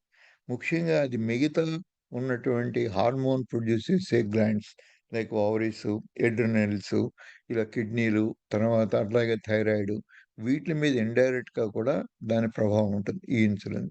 ఈ విధంగా ఏ ఒక చోట మొదలైన ఈ ఉన్న కష్టం మిగతా వాటిలికి కూడా పాకి, ఈ విధంగా మల్టిపుల్ ఫ్యాక్టర్స్ ద్వారా మనకున్న ఎంతో అనారోగ్య సమస్యలు కలుగజేస్తాయి. కాంప్లికేషన్స్ ఒస్తాయి. సో, వీటన్నిటికి మనం తెలుసుకోవాల్సింది ఇన్సులిన్ ఎలా దీన్ని రెగ్యులేట్ చేస్తుంది. ఇవన్నీ ఎందుకు చూపిస్తున్నానంటే, ఇవన్నీ కూడా మిమ్మల్ని కాంప్లికేట్ చేద్దామని కాదు. దీనివల్ల ఏంటంటే, ఎన్నో హార్మోన్స్‌ని ఈ విధంగా శరీరంలో ఉన్నటువంటి మార్పులు తీసుకురావడం వల్ల, ముఖ్యంగా థీకా సెల్స్ అని ఉంటాయి. ఇవి ఓవరీస్‌లో ఉంటాయి. దీంట్లో ఎంత ఇన్సులిన్ ఎక్కువుండి, ఎంత ఈ ఉన్నటువంటి పిట్యూటరీ గ్లాండ్ నుంచి అంటే, మన బ్రెయిన్‌లో ఉన్నటువంటి ఈ ప్రొజెస్ట్రాన్ ఈ హార్మోనే మోస్ట్ ఇంపార్టెంట్ ప్రెగ్నెన్సీకి. ఇది ఎంత తక్కువుంటే అంత ప్రెగ్నెన్సీ వచ్చే ఛాన్స్ తక్కువుంటుంది. దీని యొక్క సెక్రీషన్‌ని, దీని యొక్క బ్లడ్‌లో ఉండే లెవెల్స్‌ని ఈ థీకా సెల్స్, ఈ పిట్యూటరీ ఇవన్నీ కూడా ఇంటరాక్షన్ ద్వారా ఈ టెస్టోస్టెరాన్ ఇవన్నీ కూడా మేల్ హార్మోన్స్, ఫీమేల్ హార్మోన్స్ వీట్లి యొక్క కలయిక, వీటి యొక్క ఒకదాని మీద ఉన్న ప్రభావం వీటన్నిటిని కూడా నిర్ణయిస్తాయి. అందుకోసమని వీటన్నిటిని కంట్రోల్ చేసేది ఇన్సులిన్. సో, ఇన్సులిన్ అంత ఎక్కువ మనం తెలుసుకోవాలి. సో, ఇవన్నీ కూడా దీనికి సంబంధించిందే. ఈస్ట్రోజన్‌ని ఏ విధంగా అది మారుస్తుంది, టెస్టోస్టెరాన్ ఏ విధంగా పెంచుతుంది ఇన్సులిన్ వల్ల, మిగతా హార్మోన్స్ దీంట్లో పాలుపంచుకునేది. అందుకోసమనే మీకు పిట్యూటరీలో తేడా ఉన్నా, అడ్రినలిన్‌లో తేడా ఉన్నా, థైరాయిడ్‌లో ఉన్న తేడా ఉన్నా, ఇవన్నీ కూడా అల్టిమేట్‌గా మనకి దీంట్లో జరిగే మార్పుల్ని అవి ప్రభావితం చేస్తాయి. సో, కొంతమందిలో ఈవెన్ పుట్టుకతో వచ్చే జెనెటిక్స్ వాటికి కూడా దగ్గర సంబంధం ఉందనే చెప్తారు. కాదనట్లేదు. అట్లాగే మనకున్నటువంటి ఫాదర్ నుంచి, మదర్ నుంచి ఇవన్నీ కూడా ప్రెగ్నెన్సీ అయినప్పుడు ఫాదర్ నుంచి కొంత మా మదర్ నుంచి కొంత క్రోమోజోమ్స్ వస్తాయి మనకి. ఆ క్రోమోజోముల కలయిక వల్లే ప్రెగ్నెన్సీ వస్తుంది. అందుకోసమని ఫాదర్‌లో ఉన్నటువంటిది కొన్ని లక్షణాలు, మదర్‌లోని కొన్ని లక్షణాలు కలిసి ఏవి డామినెంట్‌గా ఉంటే అవి బేబీ మీద ప్రభావితం చూపిస్తాయి. ఇవన్నీ అలాగే దీంతో పాటు మనకి ఎక్వైర్డ్‌గా అంటే ఎపిజెనెటిక్స్ ద్వారా కూడా మనం తీసుకునే ఆహారం, మనకుండేటువంటి మిగతా ఎన్విరాన్మెంటల్ ఫ్యాక్టర్స్ ఇవన్నీ కలిపి మనకి పీసీఓఎస్ అనే దాన్ని నిర్ధారిస్తాయి. కానీ మనం తెలుసుకోవాల్సింది ఈ జెనెటిక్ కాంపోనెంట్ అనేది ఉన్నా దీని ప్రభావం అతి తక్కువ. ఒక 5% కన్నా ఎక్కువుండదు. సో, అట్లాగే మదరు, ఫాదరు, ప్రెగ్నెన్సీ, బేబీ ఇదే ఇందాక చూపించిందే కొద్దిగా ఎన్లార్జ్ చేసి చూపిస్తున్నాం మనం అందరం బాగా అర్థం చేసుకోవడానికి. అంటే దీంట్లో కొంత జెనెటిక్ కాంపౌండ్ కూడా ఉంది. లేదని అనట్లేదు. కానీ దీన్ని ఒక్కడి నుంచి ఈ జెనెటిక్స్ మారితే తప్ప మనం ఏం చేయలేము. నువ్వు ఆల్రెడీ పుట్టేసావు కాబట్టి నీకున్న ఈ జబ్బుకి ఆహ్, మ స నివారణ ఉపయోగం లేదు అనుకునేటువంటి వాళ్ళందరికీ కూడా చెప్పేదేంటంటే, ఈ జెనెటిక్స్ వల్ల కొంత ప్రభావం ఉన్నా, దీని ప్రభావం వల్ల మనం ఏ ట్రీట్‌మెంట్ మానుకోనవసరం లేదు. అట్లాగే దీంట్లో ఉన్నటువంటి ముఖ్యమైన ఎంజైమ్ ఒకటుంటుంది. ఎరామిటేజ్ అన్నది. ఈ ఎరామిటేజ్ అన్నది దీని అవకతవకల వల్లే మనకి ఎన్నో ఈ మేల్ హార్మోన్స్ లక్షణాలు. ముఖ్యంగా ఈ ఎరామిటేజ్ వల్లే అందరికీ కూడా మేల్ అయినా, ఫీమేల్ అయినా ఎక్కువ మందికి ప్రొడ్యూస్ చేసేది టెస్టోస్టెరాన్. ఈ టెస్టోస్టెరాన్ ఎరామిటేజ్ ప్రభావం వల్ల ఈస్ట్రోజన్‌గా మారుతుంది. అది ఫీమేల్‌లో ఎక్కువ జరుగుతూ ఉంటుంది. అలాగే మారకుండా టెస్టోస్టెరాన్‌గా మిగిలిపోయేది మేల్‌లో. ఈ ఎరామిటేజ్ అన్నది ఈ ఎంజైమ్ ఒక్కటి ఇది గనక దీని ప్రభావం ఇన్సులిన్ మీద చాలా ఎక్కువుంటుంది. ఇది ఎంత ఎక్కువుండి, ఈ ఎరామిటేజ్ యొక్క పనితనాన్ని మనకున్న ఇన్సులిన్ మార్చేస్తే, అంత తక్కువగా ఈ ఈస్ట్రోజన్స్ అనేవి ప్రొడ్యూస్ అవుతాయి. అట్లాగే ఇంకోటేంటంటే మనం తెలుసుకోవాల్సింది వీటిలో ఈ టెస్టోస్టెరాన్ ఏదైతే ఉందో, వాటిని ఈస్ట్రోజన్‌గా కన్వర్ట్ కాకుండా, అవి ఫ్రీ టెస్టోస్టెరాన్‌గా బ్లడ్‌లోకి ఇది ప్రవహించడానికి ఈ ఎరామిటేజ్ ఇంపార్టెంట్. సో, ఈ ఎరామిటేజ్‌ని ఏ విధంగా మనం కంట్రోల్ చేస్తాము అన్నది most important step in the treatment. ఈ ఎరామిటేజ్‌కి, ఇన్సులిన్‌కి చాలా దగ్గర సంబంధం. ఇన్సులిన్ ఎంత ఎక్కువుంటే ఎరామిటేజి అంత తగ్గిపోతూ ఉంటుంది. ఇది ఎంత తగ్గిపోతే అంత ప్రభావం మిగతా హార్మోన్స్ మీద చూపిస్తుంది.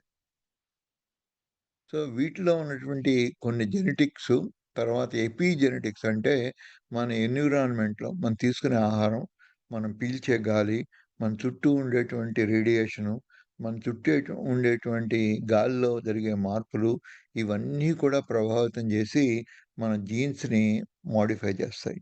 వాటిలో మనం చేసే ఎక్సర్‌సైజు, మనం తీసుకునేటువంటి న్యూట్రిషన్ ఫుడ్డు, మనం వీటిలో కంట్రోల్ చేయగలం. ఒక్కోసారి అట్మాస్ఫియర్‌లో ఉన్న ప్రాబ్లమ్సు, ఈ అట్మాస్ఫియర్‌లో ఉన్న పొల్యూషన్ మన చేతిలో లేదు. కానీ మన ఇంట్లో దాకా మనం వీటిని నియంత్రించుకోవచ్చు. వీటి వల్ల ఎక్కువ ప్రభావితం ఉంది అనుకుంటే. సో, ఇవన్నీ కూడా జీన్స్‌లో మార్పులు తీసుకొస్తాయి. ఈ డీఎన్ఏ అనేది న్యూక్లియస్‌లో ఉంటుంది.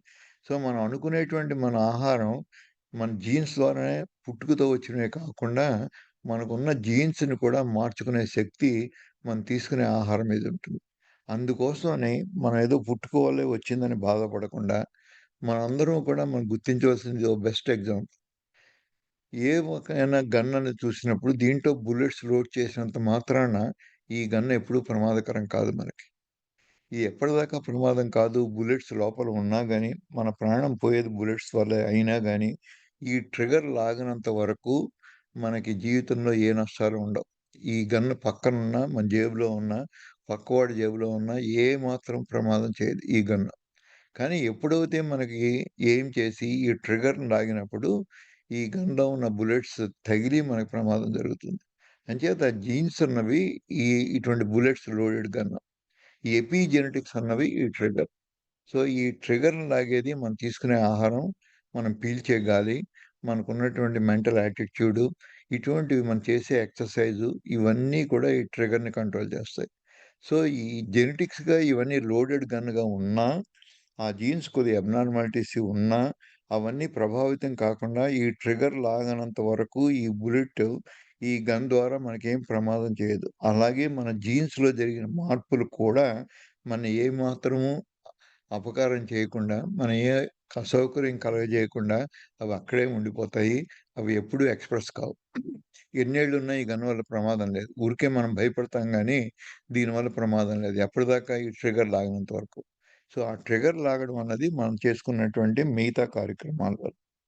సో, దీంట్లో ముఖ్యంగా మనం తెలుసుకోవాల్సిందేంటంటే, ఇటువంటివన్నీ కూడా అడాలసెన్స్ మనకి టీనేజ్‌లో మొదలైనప్పటి నుంచి చైల్డ్ బేరింగ్ ఏజ్ పిల్లల్ని కంటున్నప్పుడు గానీ, అలాగే ఈ నెలసరి పూర్తిగా ఆగిపోయి మెనోపాజ్ రావడం, అట్లాగే పోస్ట్ మెనోపాజ్ కూడా మెనోపాజ్‌తో జరిగేటువంటి కష్టాలు ఆ మెనోపాజ్‌తో ఎండ్ అవ్వవు.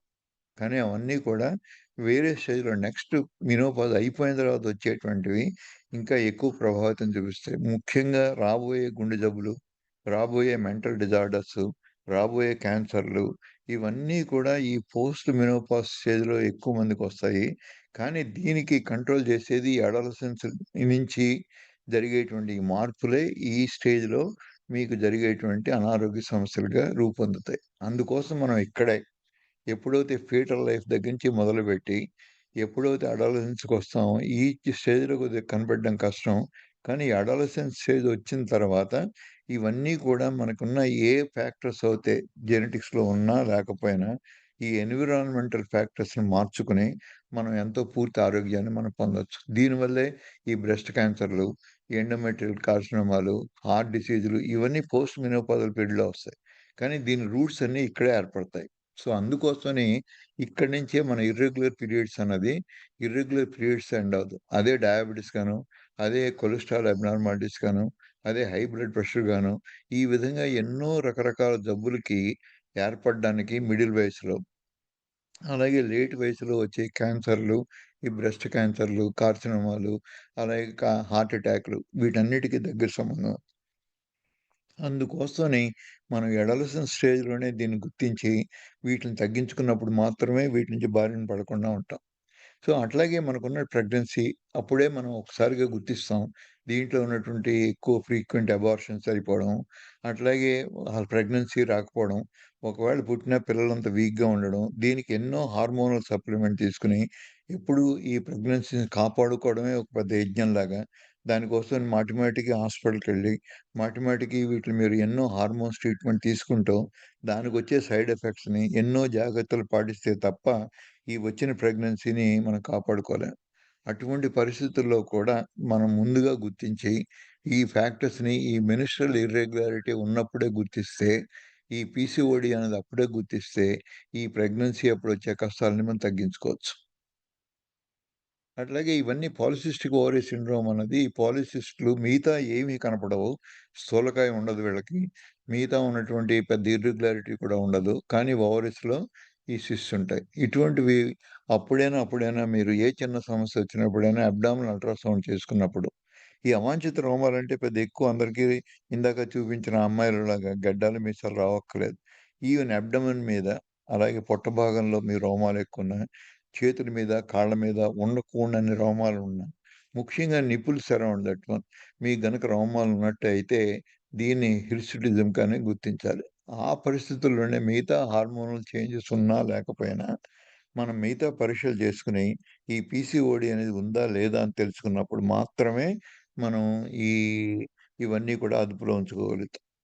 సో, అట్లాగే ముఖ్యంగా అందరూ గుర్తించిన మిగతా ఎన్ని కారణాలు ఉన్నా ముఖ్యమైన కారణం ఏంటంటే ఈ ఇన్సులిన్. ఈ ఇన్సులిన్‌లో ఉన్న అవకతవకలు వెంటనే ఇవి కొద్ది మందిలో ఈ పాలిసిస్టిక్ ఓవరీ సిండ్రోమ్‌గా మేనిఫెస్ట్ అవుతాయి. అలాగే ఇది ఎప్పుడైతే ఇన్సులిన్ తేడా వల్ల ఇవన్నీ మేనిఫెస్ట్ అయ్యాయో, మిగతా కారణాలు ఎలా ఉన్నా గానీ, ఈ ఇన్సులిన్ తగ్గించుకున్నట్టయితే, మనకున్న ఈ ప్రభావితం దీని మీద జబ్బుని ఈజీగా మనం కంట్రోల్ చేసుకోవచ్చు. దీంట్లో ఉన్న ముఖ్యమైన మనకి వెసులుబాటు ఏంటంటే, ఇన్సులిన్ ఎంత ఉంది అన్నదాన్ని ఈజీగా మనం టెస్ట్ చేసుకొని, ఈ ఇన్సులిన్ కరెక్ట్ చేసుకున్నట్టయితే ఈ పీసీఓడీ దానివల్ల వచ్చే దుష్ఫలితాలన్నీ మనం ఆపుకోవచ్చు. సో, అట్లాగే ఈ ఇన్సులిన్ చెడిపోవడానికి ముఖ్యమైన కారణం మనం తీసుకున్న షుగరు, ఈ ఐస్ క్రీమ్‌లు ఇటువంటి మోడర్న్ ఫుడ్స్, రిఫైన్డ్ ఫుడ్స్ ఎంత ఎక్కువ తీసుకుంటే అంత ఇన్సులిన్ మనకి వీటిని అరిగించుకోవడానికి ఇన్సులిన్ ప్రొడ్యూస్ అవుతుంది. ఈ ఇన్సులిన్ ఎంత ఎక్కువ ప్రొడ్యూస్ అవుతే అంత ఇన్సులిన్ చెడిపోతుంది. ఈ చెడిపోయిన ఇన్సులిన్‌ను మన ఓవరీస్ మీద పనిచేస్తుంది. ఈ ఎరామటేజ్ ఇందాక చూపించాను నేను. ఆ ఎంజైమ్‌ని ఇది ఇన్‌హిబిట్ చేస్తుంది. ఆ విధంగా ఇన్సులిన్ దీన్ని ఆపేసినట్టయితే ఇన్సులినే ప్రొడ్యూస్ కాకపోతే ఈ అరామటేజ్ నార్మల్‌గా ఉంటే అప్పుడు మనకున్నటువంటి మిగతా ఈ పీసీఓఎస్ లక్షణాలన్నీ కూడా అవి అక్కడే అణిగిపోతాయి. ఏ విధంగా దీనివల్ల కలిగే దుష్ఫలితాలు ఏవి శరీరంలో రాకుండా మనం ఆపుకోవచ్చు. అట్లాగే వీటన్నిటిలో మనం తెలుసుకోవాల్సిన సింప్టమ్స్ ఇవన్నీ కూడా ఇన్సులిన్ రెసిస్టెన్స్ ఉంది అని ఎలా తెలుసుకుంటామంటే, cravings for sweets and salty foods ఇవి ఎంత మనం తినాలని కోరిక లేకపోయినా ఇవి కనపడినప్పుడు ఆపుకోలేనంత మనకి ఈ టెంప్టేషన్ ఉన్నట్టయితే వీటిలో ఇది ముఖ్యమైన కారణం ఇన్సులిన్ రెసిస్టెన్స్. అట్లాగే ఈ మొహం మీద ఈ మచ్చలు రావడం, ఈ అండర్ ఆర్మ్స్‌లో ఈ విధంగా మచ్చలు రావడము, ఇవన్నీ కూడా డార్కెన్ స్కిన్ అలాగే ఈ మెడ భాగంలో అంతా కూడా నల్లగా ఉండడం, ఇవన్నీ కూడా మనం తెలుసుకోవాల్సిందేంటంటే ఇన్సులిన్ ప్రభావానికి ఈ జరుగుతున్న పిగ్మెంటేషన్ ఎర్లీయెస్ట్ సైన్స్ ఇవి ఆల్మోస్ట్ 10, 12 ఏళ్ళు మీ ఇన్సులిన్ చెడిపోవడానికి ఇంత చిన్న పిల్లలు వీళ్ళకి ఇంకా అప్పుడు పీరియడ్స్ కూడా స్టార్ట్ కావు. కానీ ఆ వయసులోనే ఈ పిగ్మెంటేషన్ ఉంది అంటే, ఆ రోజే మనం జాగ్రత్త పడితే ఇటువంటి ప్రాబ్లమ్స్ అన్నీ రాకుండా ఉంటాయి. అలాగే ఈజీగా ఫెటీగ్ వాళ్ళు తొందరగా అలసిపోతారు. దానికి పెద్ద కారణాలేమి ఉండవు. వాళ్ళు చదువులో కూడా వెనకబడతారు. సో, ఈ విధంగా ఆటల్లో వాళ్ళు మిగతా వాళ్ళ కొలీగ్స్‌తో సంబంధించినంత వరకు ఆటల్లో కూడా పార్టిసిపోలేరు. General weakness. ఎంత తీసుకున్న ఆహారం వీక్‌గా కనపడడం. ఇది కూడా చిన్నపిల్లలు మనం చూసినప్పుడు వాళ్ళ కొలీగ్స్‌తో చూసినప్పుడు ఎక్కువ టైర్ అయిపోవడం. అటువంటి లక్షణాలుంటే వాళ్ళందరూ కూడా ముఖ్యంగా ఈ వేళ్ళ దగ్గర ఇవి ఎంత నలుపు మొదలుపెట్టి ఈ వెనక పక్క చేతి వెనక పక్క కొద్దిగా డార్క్‌గా ఉన్నట్టయితే ఈవెన్ డార్క్ పీపుల్‌లో కూడా we can observe this one. అట్లాగే ఫ్రీక్వెంట్‌గా యూరినేషన్‌కి వెళ్ళవలసొస్తుంటాయి. అలాగే మీరు గనక ఇంక్రీజ్డ్ హంగర్ మనకి కోరికలు తిన్న వెంటనే 3 గంటల్లోనే మళ్ళీ ఒక గంటలోనే వీళ్ళకి ఆకలి వేసి మళ్ళీ ఏదో ఒకటి తింటూ ఉండాలి. ప్రతి 3 గంటలకి కంటిన్యూయస్‌గా ఏదో తినకపోతే వాళ్ళకి నీరసంగా ఉండడం. ఇది కూడా అంత లక్షణం కాదు. వీళ్ళకి తిండిపోతని అనుకోవద్దు. తిండిపోతుకి దీనికి సంబంధం లేదు. మీ జరిగే ఇన్సులిన్ యొక్క తేడాలను బట్టి మీ ఆకలి పెరుగుతూ ఉంటుంది. ప్రతి 3 గంటలకి, ప్రతి 2 గంటలకి తిన్న వెంటనే కూడా చాలా సార్లు మళ్ళీ ఆకలేస్తూ ఉంటుంది. ఆ విధంగా ఇటువంటివి ఆకలి దాని యొక్క అన్‌యూజువల్‌గా కనపడితే పిల్లల్లో ఉన్నప్పుడు అప్పుడు కూడా మనం ఈ టెస్టులు చేయించాలి. అలాగే తెలుసో తెలియక కాళ్ళు లాగడం, లాగడం, ఈ కాళ్ళంతా కూడా దురదలు పెట్టడం, తర్వాత అబ్నార్మల్ సెన్సేషన్ ఉండడం, మాటి మాటికి ఏదో గోక్కోవడం వాళ్ళు. అలాగే ఈ సాక్స్ అవి ఉన్నప్పుడు దాని లోపల దురద పెట్టడం. దానికోసమని అవి తీసేసి ఏదో బట్టలు మార్చుకుంటే వలన ఈ దురదలన్నీ మనకి ఎగ్జిమాలు ఇవన్నీ బట్టల వల్ల వచ్చిందనుకోవడం. లేకపోతే సరైన హైజీన్ మెయింటైన్ చేయకపోవడం వల్ల వస్తుందని, ఈ విధంగా మనం పక్కదారిన పడతాం గానీ, ఇవన్నీ జబ్బు లక్షణాలని గుర్తించం.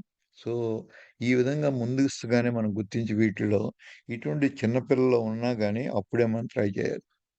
సో, వీటిలో ఏంటంటే ఎక్సెస్ ఇన్సులిన్, ఇన్సులిన్ రెసిస్టెన్స్. వీటిలో ఈ ల్యూటినైజింగ్ హార్మోన్ అని, ఈ సెక్స్ హార్మోన్ బైండింగ్ గ్లోబులిన్ అని, ఈ కార్టిసోల్ అని ఇవన్నీ కూడా మనం ఎస్టిమేట్ చేయొచ్చు.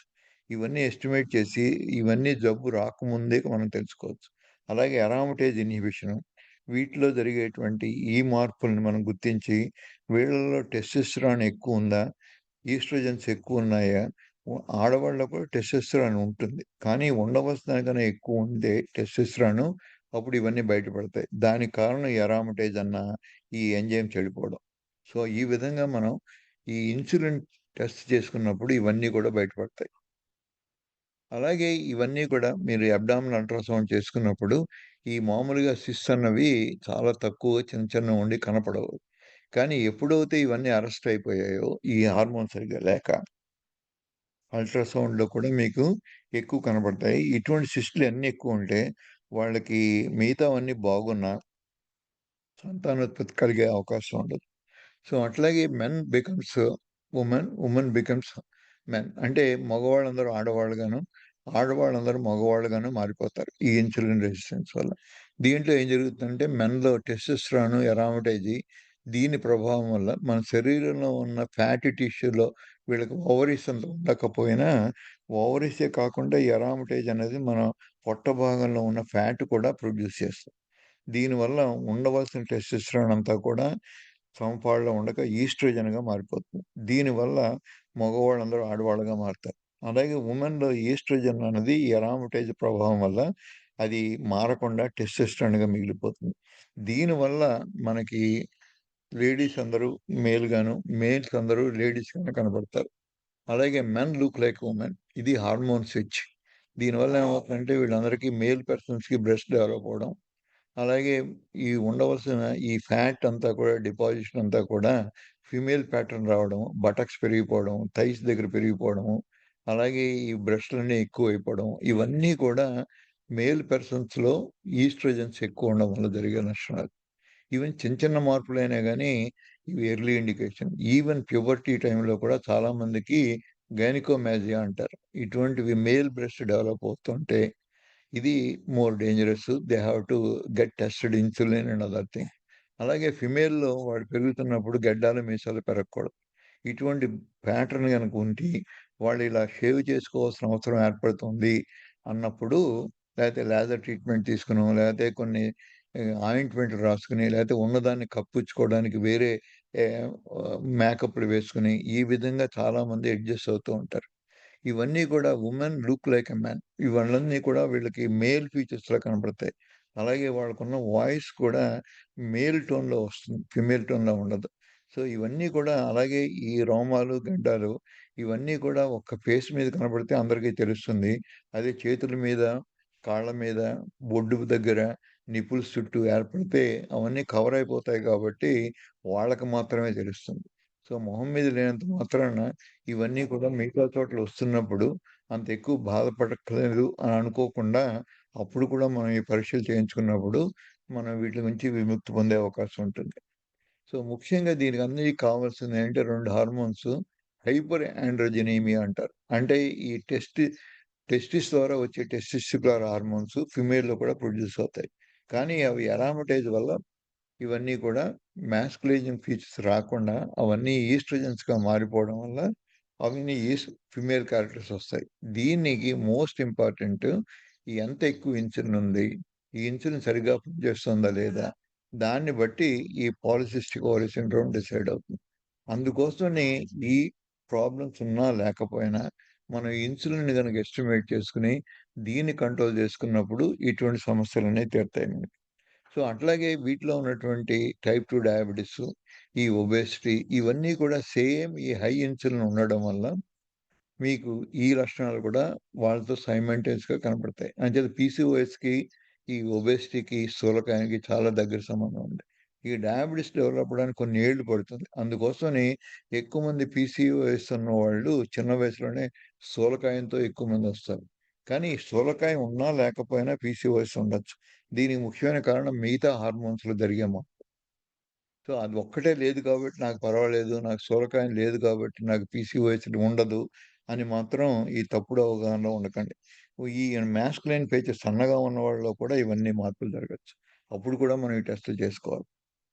సో, అట్లాగే ఎంతోమంది లిటరేచర్‌లో పబ్లిష్ చేశారు. Recent advances in understanding and management of polycystic ovary syndrome. ఇవన్నీ కూడా పీర్ రివ్యూడ్ జర్నల్స్‌లో పబ్లిష్ అయ్యి, దీని మీద అండర్‌స్టాండింగ్ అంతా పెరిగి, ఒబేసిటీ ఉంటే మంచిదే. ఒబేసిటీ లేకపోయినా గానీ కొద్ది మందిలో మనకి ఇన్సులిన్ యొక్క జరిగే ప్రభావం వల్ల ఈ మార్పులనేవి జరుగుతాయి అని కూడా తెలుసుకోవాలి. అలాగే ఇన్సులిన్ టెస్ట్‌లో కూడా ఒక్కోసారి బయటపడకుండా ముఖ్యంగా సన్నగా ఉన్న వాళ్ళలో అంతకన్నా చిన్న చిన్న మార్పులు జరుగుతాయి. వాటిని కూడా మనం గుర్తించగలగాలి. అలా గుర్తించుకోవడానికి మనకు కొన్ని బ్లడ్ టెస్ట్‌లున్నాయి. దాని గురించి కూడా మాట్లాడతాను నేను. ఈ కార్డియో మెటబాలిక్ డిస్టర్బెన్స్ ఇవన్నీ ఒక్క పీసీఓడీ కాకుండా ఫ్యాటీ లివర్ రావడం, అలాగే ఓవర్‌లో సిస్టులుండడం, అలాగే కొలెస్ట్రాల్ పెరిగి హార్ట్‌లో బ్లాక్స్ ఏర్పడడం, ఇలా ఎన్నో రకరకాలు ఇవన్నీ ఏర్పడుతూ ఉంటాయి. అట్లాగే వీళ్ళందరికీ మనం తెలుసుకోవాల్సిందంటే పీసీఓఎస్‌తో పాటు బాడీలో ఎక్కడ ఇన్‌ఫ్లమేషన్ ఉన్నా, ముఖ్యంగా మనందరం గుర్తిస్తుందంటే గట్ బాక్టీరియా. ఈ మధ్య కాలంలో దీని గురించి చాలా ఎక్కువ ప్రాముఖ్యతొచ్చింది. మన శరీరంలో మనకున్న జీర్ణాశయంలో ఉండేటువంటి సూక్ష్మక్రిముల వల్ల ఎన్నో మార్పులు జరుగుతూ ఉంటాయి. ఈ సూక్ష్మక్రిముల వల్లే మనకున్న ఇన్సులిన్ రెసిస్టెన్సు, మన ఈ సూక్ష్మక్రిముల వల్లే ఒబేసిటీ రావడం, మనకున్న ఎన్నో హార్మోన్స్ ఈ సూక్ష్మక్రిముల వల్లే ఎన్నో మార్పులు చెంది, అలాగే యాంగ్జైటీ, డిప్రెషను కూడా ముఖ్యమైన కారణం ఈ సూక్ష్మక్రిములు ప్రొడ్యూస్ చేసేటువంటి కొన్ని ప్రొడక్ట్స్. ఇవి సరిగా లేనప్పుడు కూడా మనకి ఇవన్నీ వస్తాయి. అంచేత ఈవెన్ మనకి విరోచనం సరిగ్గా అవ్వకపోయినా, కడుపులో గ్యాస్ ఎక్కువ ఫార్మ్ అవుతున్నా, ఇవన్నీ కూడా పీసీఓడీ వాళ్ళలో కూడా ఎక్కువే ఉంటాయి. ఇటువంటివి ఉన్నప్పుడు కూడా మనం వీటిల గురించి తెలుసుకునే అటువంటివన్నీ కూడా సంబంధం ఉంది అన్నది తెలుసుకునే ఎంతోమంది టెస్టులు చేశారు. ఈయన జోన్యులిన్ అనేటువంటి ఈ యొక్క ముఖ్యమైన ఈ పదార్థం ముఖ్యంగా గోధుమలు, ఎమలోపెక్టిన్ అని ఈ గోధుమ పిండి, గోధుమలతో వచ్చినటువంటి ప్రొడక్ట్స్, బిస్కట్‌లు ఇటువంటివన్నీ ఎంత ఎక్కువ తింటే ఇది చెడిపోతుంది. సో, దీనివల్ల మనకెన్నో ఎండోక్రైన్ డిస్టర్బెన్స్ ఒస్తాయి. ఈ జాంగ్లిన్ మారిపోవడం. ఈ బాక్టీరియా గట్‌లో ఉండవలసినవన్నీ కూడా మనకి బ్లడ్‌లోకెళ్తాయి. దానివల్ల ఎన్నో మార్పులు జరుగుతాయి. అలా జరగడానికి ముఖ్యమైన కారణం అలాగే ankylosing spondylitis, celiac disease, inflammatory bowel disease, rheumatoid arthritis, systemic lupus, ఇలా టైప్ 1 డయాబెటిసు ఇలా ఎన్నో రకరకాల జబ్బులన్నీ కూడా ఆటో ఇమ్యూన్ డిజార్డర్స్ అన్నీ కూడా ఈ బాక్టీరియా వల్లొస్తాయి. అలాగే క్యాన్సర్సు, అలాగే మన బ్రెయిన్‌కి సంబంధించిన ఎన్నో రకరకాల జబ్బులు ఇంక్లూడింగ్ మనకి ఈ మూర్ఛ వ్యాధి ఇటువంటివి కూడా దీనివల్లే జరుగుతాయి. అందుకోసం మనం తీసుకునే ఆహారం మన శరీరంలో ఉన్న సూక్ష్మక్రిములు చాలా ఇంపార్టెంట్ అని గుర్తించాలి. అలాగే కొంతమంది లావుగా ఉంటారు. ఇన్సులిన్ టెస్ట్ చేసినా గాని వాళ్ళకి సరిపోదు. అటువంటి వాళ్ళలో ఎడిపోజ్ ఐఆర్ అని టెస్ట్ ఉంటుంది. ఇదేంటంటే free fatty acids in the blood ఇవన్నున్నాయి అన్నది తెలుసుకొని, దీంతో పాటు ఫాస్టింగ్ ఇన్సులిన్ గూడా చేసినప్పుడు, ఈ ఎడిపోజ్ ఐఆర్ ఇండెక్స్ గనక తేడాలున్నట్టయితే, వాళ్ళు లావుగా ఉండరు. ముఖ్యంగా సన్నగా ఉండి పీసీఓఎస్ ఉన్న వాళ్ళలో ఈ మార్పులు జరుగుతాయి. వీళ్ళలో మిగతా ఇన్సులిన్ రెసిస్టెన్స్ వల్ల కలిగే డయాబెటిస్ గాని, మిగతా ఏమీ జరగవు. వీళ్ళలో జరిగే ఓన్లీ ఒకే ఒక మార్పు ఈ ఫ్రీ ఫ్యాటీ యాసిడ్స్. ఇవి బ్లడ్‌లో ఎక్కువవుతాయి. దీనివల్ల ఈ ఓవరీస్‌లో దెబ్బతింటాయి. అందుకోసం సన్నగా ఉన్న వీళ్ళకి రాదు. వీళ్ళకి డయాబెటిస్ లేదు. వీళ్ళకి ఇవి లేవు, అవి లేవు అని అనుకోకుండా వాటిలన్నిట్లో లేనప్పుడు ముఖ్యంగా మొట్టమొదటిసారిగా జరిగేది ఎడిపోజ్ ఐఆర్. ఇది గనక తేడా ఉన్నట్టయితే దీనికి పీసీఓఎస్‌కి దగ్గర సంబంధం ఉంది. ఇటువంటి పరిస్థితుల్లో కూడా మనం తీసుకునే ఆహార పదార్థాన్ని మార్చుకొని, ఈ టెస్ట్ పాజిటివ్ ఉన్నట్టయితే మనం తొందరగా దీని నుంచి బయటపడొచ్చు. అట్లాగే ఇవన్నీ ఎన్నో ఈ టెస్ట్ పాజిటివ్ ఉండి, మిగతావన్నీ నార్మల్‌గా ఉండి, అండర్ వెయిట్ ఉండి, నార్మల్ వెయిట్‌లో కూడా ఈ టెస్ట్ గాని అబ్నార్మల్‌గా ఉన్నట్టయితే ఎనీహౌ అలాగే ఓవర్ వెయిట్ ఉండి, అలాగే మోడరేట్ ఒబేస్ ఉండి, ఎక్స్‌ట్రీమ్ ఒబేస్ ఉండి వీళ్ళలో ఎన్ని మార్పులు జరుగుతాయో అటువంటివి అండర్ వెయిట్ ఉన్నా గాని, అలాగే నార్మల్ వెయిట్ ఉన్నా గాని, వీళ్ళలో పీసీఓడీ లక్షణాలు ఏర్పడడానికి ముఖ్యమైన కారణం ఈ అడిపోస్ ఐఆర్. అందుకోసం మనం దీని గురించి తెలుసుకోవాలి. అలాగే ఎన్నో స్టడీస్ మనకు పబ్లిష్ చేశారు. ఈ ఒబేస్ విమెన్‌లో ఏ విధంగా ఇవన్నీ కూడా మార్పులు చెందుతున్నాయి. దీనికి మనం ఏ విధంగా ఈ పీసీఓఎస్, నాన్ పీసీఓఎస్, ఈ బీఎంఐకి, ఈ ఉన్న ఒబేసిటీకి, నాన్ ఒబేసిటీకి, వీటిలో ఉన్న సివియారిటీకి వీటన్నిటికి కూడా దగ్గర సంబంధం ఉంది. అందుకోసం మనకున్న స్థూలకాయం ఉన్నా, ఉండకపోయినా, ఉంటే ఇంకెక్కువ రిస్కు.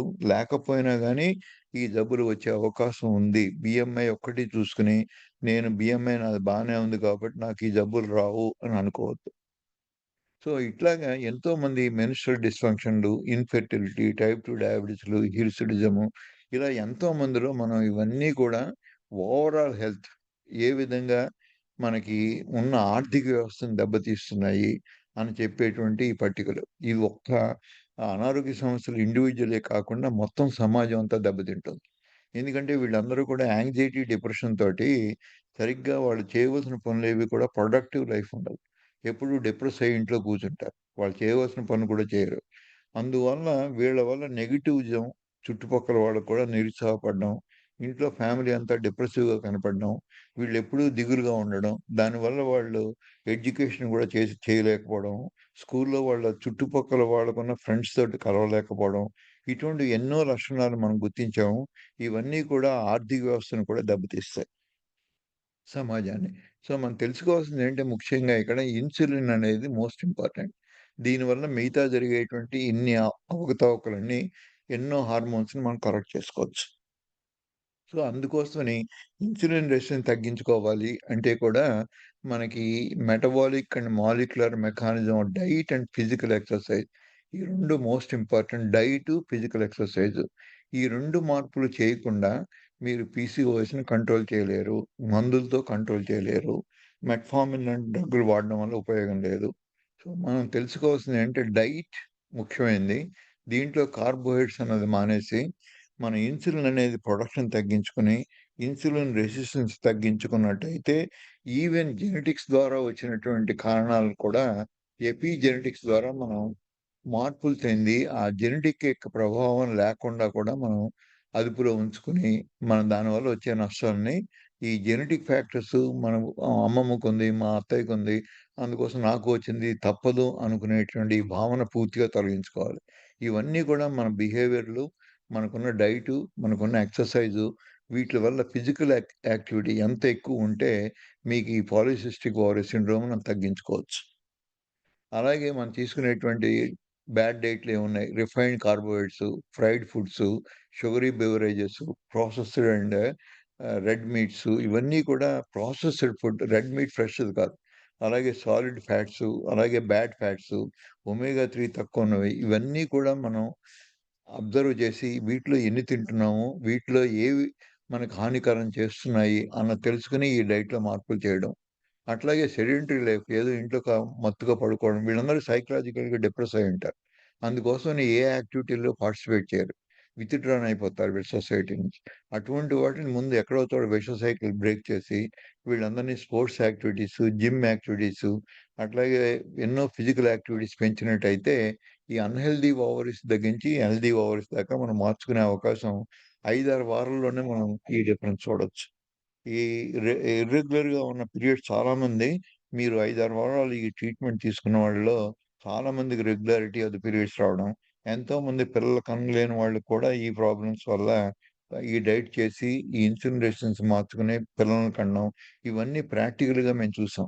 అందుకోసమని దీంట్లో నిరుత్సాహపడకుండా మనం వీటి నుంచి ఇంప్రూవ్ జేసుకోవాలి. అలాగే healing in a matter of time. But it is sometimes also a matter of opportunity. ఈ ఆపర్చునిటీని అందరూ వాడుకోవట్లేదు.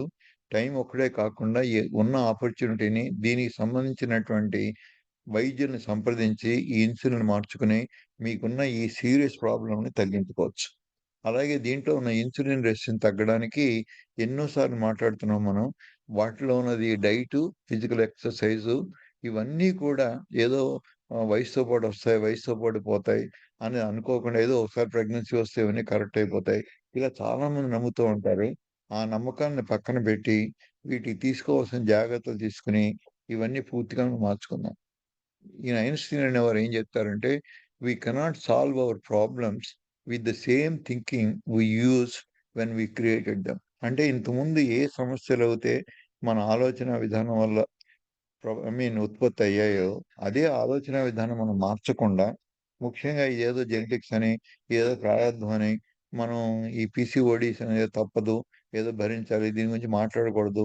ఇవన్నీ ఎంత నిగూఢంగా ఉంచుకొని, వీటిని గనక మనం ట్రీట్‌మెంట్ గనక పొందకుండా, మన ఆలోచన విధానం మారనంత వరకు దీంతో సఫర్ అవుతాం గానీ, మనం కొత్త ఆలోచన విధానం మొదలుపెట్టి, పీరియడ్స్ గురించి డిస్కస్ చేసి, దీంట్లో ఉన్నది బోల్డ్ డెసిషన్ తీసుకొని, దీంట్లో ఉన్నటువంటి అనారోగ్య సమస్యల్ని వైద్యులతో సంప్రదించి, మీరు చేసే డైటు, ఫిజికల్ ఎక్సర్‌సైజ్ మార్చుకుంటే, ఈ ఉన్న హైపర్ ఆండ్రోజెనిజం ముఖ్యంగా ఈ అవమానకరంగా ఉండేటువంటి ఈ రోమాలు, శరీరం మీద ఉండే రోమాలు ఇవన్నీ కూడా తగ్గించుకోవచ్చు. ఈ నలుపుని అకాంతోసిస్ నైగ్రికాన్స్ ఇవన్నీ తగ్గించుకోవచ్చు. ఈ బాల్డ్‌నెస్ దీనికోసమని ఎన్నో వైటమిన్స్, ఎన్నో ఉన్నటువంటి తైలాలు ఇవన్నీ వాడడం కన్నా, మీరు ముఖ్యంగా దీంట్లో వచ్చేటువంటి ఈ లక్షణాలన్నీ కూడా మనం డైటు, ఫిజికల్ యాక్టివిటీ దీనితోటి రెండిటిని ఇన్సులిన్ మార్చుకోవడం ద్వారా అవసరమైతే మందులు వాడుకుని వీటన్నిటిని మార్చుకోవచ్చు.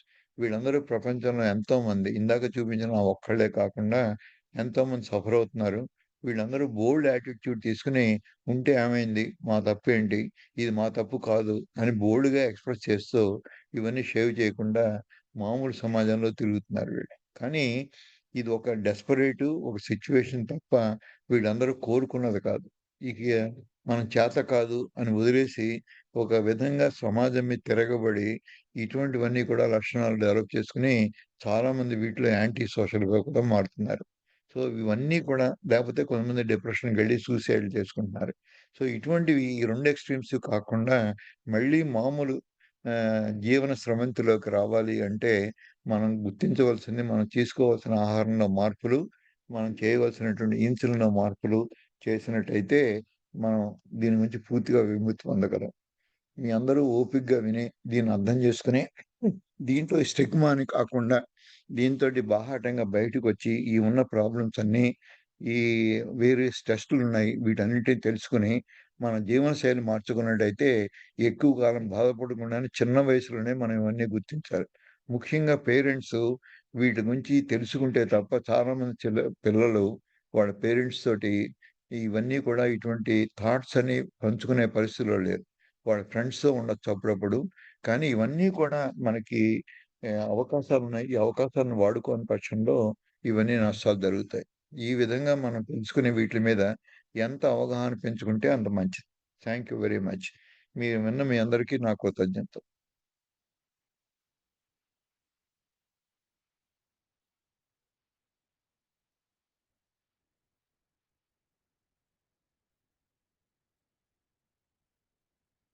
హ్మ్.